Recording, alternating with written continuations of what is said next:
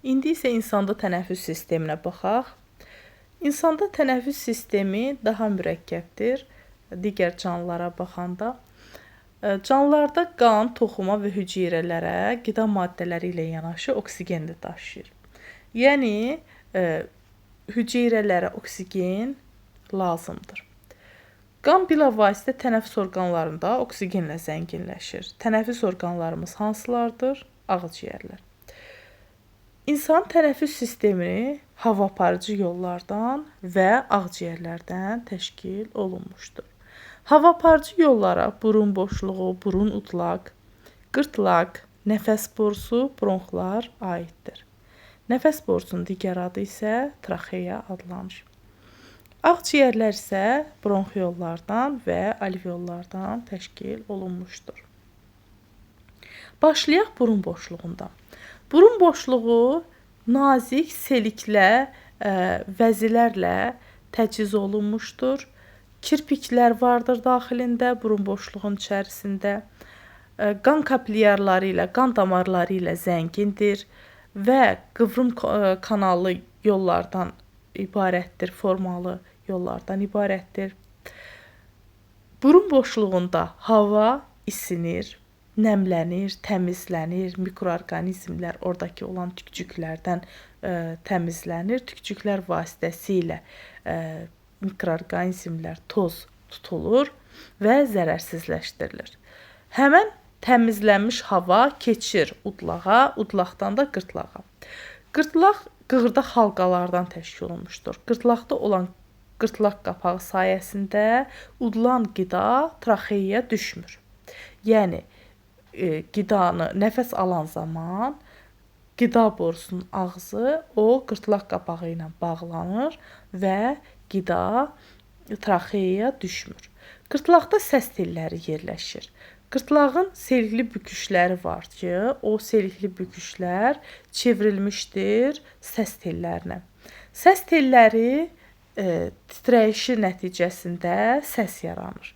Yəni, səs telləri bir-birinə yaxınlaşdıqda səs yaranır, aralandıqda isə səs yaranmır. Və biz buradan bir nəticəyə gələrik ki, insan danışarkən, daha doğrusu, insan nəfəs alarkən danışa bilmir, çünki həmən o səs telləri bir-birindən aralanır. Ancaq nəfəs verərkən səs telləri bir-birinə yaxınlaşdığı üçün insan danışa bilir. Qida borusunun ön hissəsində yerləşən traxeya S formasındadır, C formasında. Yəni, yarımdairəvi qığırdaqlardan təşkil olunmuşdur. Onun bu cür yerləşməsinin səbəbi ondan ibarətdir ki, həmən o qığırdaq yarım halqa qida borusuna arxadan söykənir. Həmən qida oradan keçdikdə, yəni nəfəs borusuna mane olmasın deyə, düzgün nəfəs almağımız üçün bu cür yaradılmışdır. Nəfəs borusu ağciyərə getdikcə sağ və sol bronxlara ayrılır. Yəni, buradakı şəkildə də baxsaq, nəfəs borusu, yəni traxeya aşağıdan iki şaxəyə ayrılır. Onlar adlanır bronxlar. Bronxlar qığırdaq halqalardan ibarət olur və ağciyərin içərisinə keçdikdə bronxlar bronxiyollara şaxələnir. Ağciyərlər bronxiyollardan, alveollardan və qan damarlarından təşkil olunmuşdur.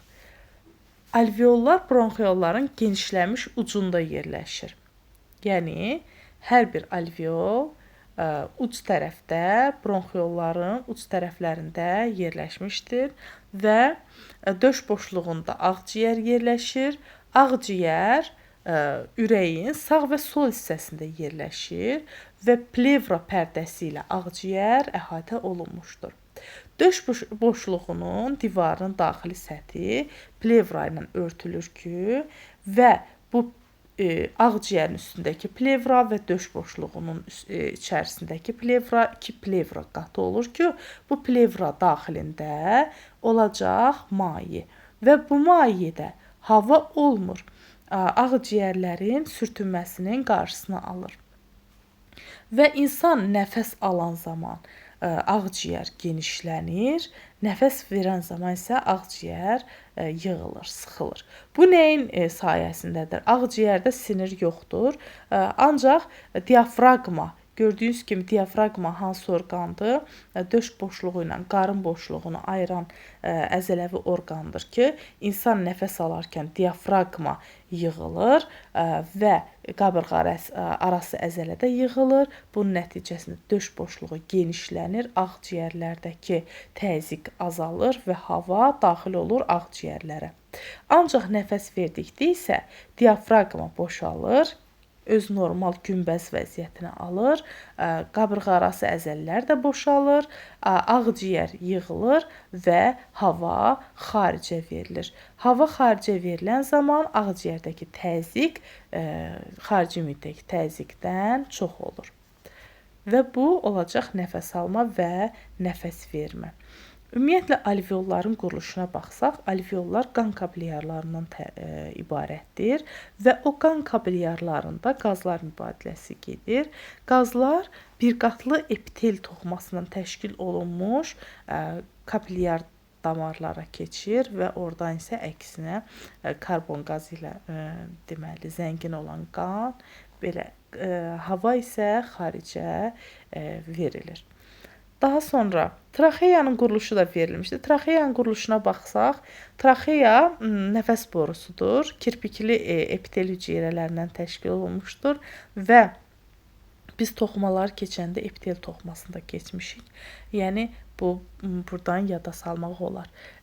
Burada selik ifraz edən vəzi hüceyrələri vardır ki, həmin o traxeyanın içərisi selik ifraz edən vəzi hüceyrələrlə zəngindir. Mövzumuz bu qədər.